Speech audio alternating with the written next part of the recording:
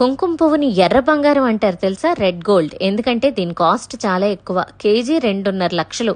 కుంకుమ పువ్వును పండించడం, సేకరించడం చాలా కష్టమైన పని, అందుకే కాస్ట్ ఎక్కువ. కుంకుమ పువ్వు మన దేశానికి ఎలా వచ్చిందో చెప్పడానికి 12వ శతాబ్దానికి చెందిన కథ ఒకటి ఉంది. 2 సూఫీ సెయింట్స్ కశ్మీర్లో సంచరిస్తుంటే అనారోగ్యం పాలయ్యారు. వాళ్లకు ఒక స్థానిక వైద్యుడు చికిత్స చేశాడు. దీంతో వాళ్ళు ఆయన కుంకుమ పువ్వు మొక్కను బహుమతిగా ఇచ్చారట. ఇరాన్ నుంచి వచ్చిన పెర్షియన్లు కామన్ ఎరా 500కు ముందే కుంకుమ పువ్వుని ఇండియాకు తెచ్చారని మరొక వాదన ఉంది. ముఘల్స్ వంటల్లో ఎక్కువగా వాడటంతో వాళ్ల ద్వారా వచ్చిందని అంటారు. కశ్మీర్ రాజధాని శ్రీనగర్కు 14 కిలోమీటర్ల దూరంలో ఉన్న పాంపూర్ గ్రామాన్ని సాఫ్రన్ క్యాపిటల్ అని అంటారు. కుంకుమ పువ్వులో antioxidants, anti inflammatory, anti cancer ప్రయోజనాలు ఉన్నాయని అంటారు. మూడును మెరుగుపరుస్తుంది, ఒత్తిడిని తగ్గిస్తుందట, బ్లడ్ షుగర్ని కూడా కంట్రోల్లో ఉంచుతుందని చెప్తారు.